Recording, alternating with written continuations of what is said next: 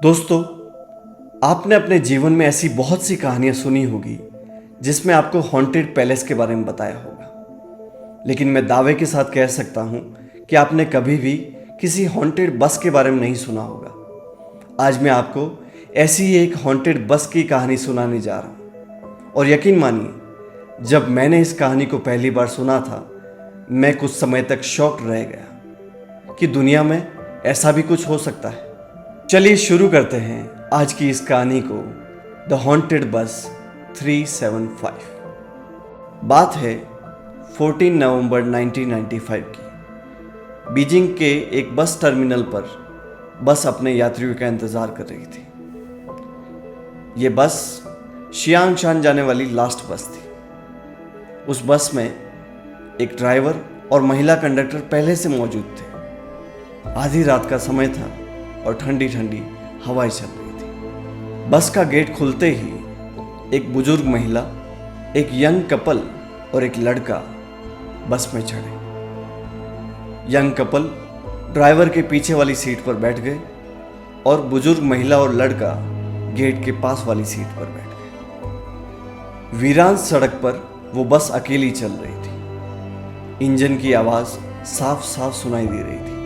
दूर दूर तक आबादी का कोई नामो निशान नहीं था। कुछ देर बाद ड्राइवर को रोड के एक साइड पर दो लोगों की शैडो दिखी और वो बस को रुकवाने के लिए हाथ हिला रहे थे। ड्राइवर ने बस रोक दी। बस को रोकते ही गेट खुले और गेट खुलते ही बस में दो की बजाय 3 लोग चढ़े। 2 लोग तीसरे व्यक्ति को कंधों से उठाकर बस में बिठा रहे थे। उस व्यक्ति का चेहरा नहीं दिख रहा था।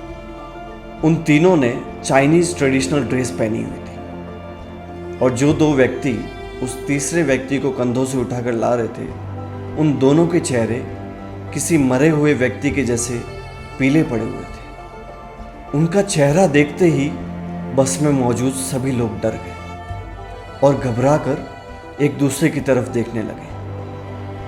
ये देखते ही महिला कंडक्टर ने उन सभी को रिलैक्स करने की कोशिश की और कहा कि डरो मत, हो सकता है कि ये पास ही में कोई कॉस्ट्यूम ड्रामा शूट कर रहे हो और वहाँ नशे में धुत हो गए हो और कपड़े बदलना भूल गए हो। बस में बैठी वो बुजुर्ग महिला बार बार पीछे मुड़ मुड़ कर उन तीनों अजनबियों को देख रही थी जो बस में पीछे की सीट पर बैठे थे। पूरी बस में गहरा सन्नाटा था। कोई किसी से बात नहीं कर रहा था। यूं ही बस थोड़ी और आगे बढ़ी। 3-4 स्टॉप के बाद बस में बैठा यंग कपल उतर गया। उसके बाद ड्राइवर और महिला कंडक्टर आपस में बातचीत और मजाक कर रहे थे, लेकिन बुजुर्ग महिला बड़े ही शांत बैठी थी। और अचानक से बुजुर्ग महिला ने उस लड़के पर चोरी का इल्ज़ाम लगा दिया और कहा कि उस लड़के ने उसका पर्स चुराया है। ये सुनते ही महिला कंडक्टर, ड्राइवर और वो लड़का तीनों शॉक्ड हो गए, क्योंकि उसने तो चोरी की ही नहीं थी। तो वो किस बात का हंगामा कर रही थी। लड़का खड़ा हुआ बात करने। जैसे ही वो खड़ा हुआ तो बुजुर्ग महिला ने उसका कॉलर पकड़ लिया और ड्राइवर से कहा कि अगले स्टॉप पर रोक दे, उसको पुलिस के पास ले जाना है। इस बात से लड़का डर गया। भले ही उसने चोरी नहीं की थी, लेकिन ये महिला ऐसा क्यों कर रही थी। ड्राइवर ने अगले स्टॉप पर बस रोक दी और उस बुजुर्ग महिला ने उस लड़के को कॉलर पकड़कर जबरन बस से नीचे उतार दिया। बस को जाते हुए वो दोनों देख रहे थे और जैसे ही बस थोड़ी दूर गई, बुजुर्ग महिला ने राहत की सांस ली। उस लड़के ने पूछा कि कहाँ है पुलिस स्टेशन। तो बुजुर्ग महिला ने कहा, यहाँ कोई पुलिस स्टेशन नहीं है। शुक्र मनाओ कि मैंने तुम्हारी जान बचाई। लड़का सोच में पड़ गया। मेरी जान और तुमने बचाई, वो भी कैसे। बुजुर्ग महिला ने कहा कि बस में बैठे वो 3 अजनबी लोग कोई आम व्यक्ति नहीं थे। दरअसल वो भूत थे। ये सुनते ही लड़का एकदम से डर गया। उसने बोला कि आपको कैसे पता। तो बुजुर्ग महिला ने कहा, मैं बार बार पीछे मुड़ मुड़ कर उनको देख रही थी और एक बार जब मैं देख रही थी तब हवा के झोंके ने उनकी चाइनीज ड्रेस को हल्का सा हवा में उड़ाया। मैंने देखा कि अंदर कुछ था ही नहीं, यानी न हाथ न पांव, कुछ नहीं था। ये देखते ही मुझे एहसास हो गया कि वो कोई आम इंसान नहीं है, वो भूत ही है। इसलिए मैंने सोच समझकर तुम्हें भी उस बस से नीचे उतार दिया। बुजुर्ग महिला और वो लड़का अब काफ़ी राहत की सांस ले रहे थे, क्योंकि वो अब उस बस में थे ही नहीं। जैसे ही बुजुर्ग महिला ने पुलिस को कॉल किया तो पुलिस वालों ने उनकी बात पर कोई गौर नहीं किया, न रिपोर्ट दर्ज करी।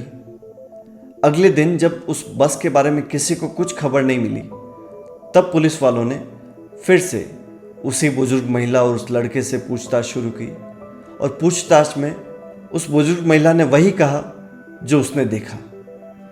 पुलिस वालों को लगा कि ये बुजुर्ग महिला और लड़का कोई मनगढ़ंत कहानी कह रहे हैं, तो उनको पागल समझकर उन्होंने वहां से उनको निकाल दिया। जब वो बस नहीं मिली तब उसी रात एक न्यूज़ चैनल ने उस बुजुर्ग महिला और लड़के का इंटरव्यू लिया। इंटरव्यू में उस बुजुर्ग महिला ने वही कहा जो उसने उस पुलिस वाले से कहा था। 2 दिन बाद पुलिस को वो बस शियांगशान से 100 किलोमीटर दूर एक खाई में मिली। उसमें 3 लाशें मिली, एक महिला कंडक्टर, एक ड्राइवर और एक अज्ञात व्यक्ति, और तीनों की लाशें बहुत ही सड़ी गली थी। किसी का शरीर मात्र 2 दिन में कितना सड़ सकता है। जब इनका पोस्टमार्टम हुआ तो ये पाया गया कि इनके साथ कोई भी जोर जबरदस्ती नहीं की गई। और सवाल ये भी आता है कि बस अपने डेस्टिनेशन से 100 किलोमीटर दूर कैसे पहुंच गई, जब बस में उतना पेट्रोल ही नहीं था। जब पुलिस ने इस बात की जांच की तो पेट्रोल टैंक में पेट्रोल नहीं था, पेट्रोल की बजाय खून था। और तब से लेकर आज तक ये एक रहस्य ही बना हुआ है कि आखिर कैसे वो बस वहां चली गई।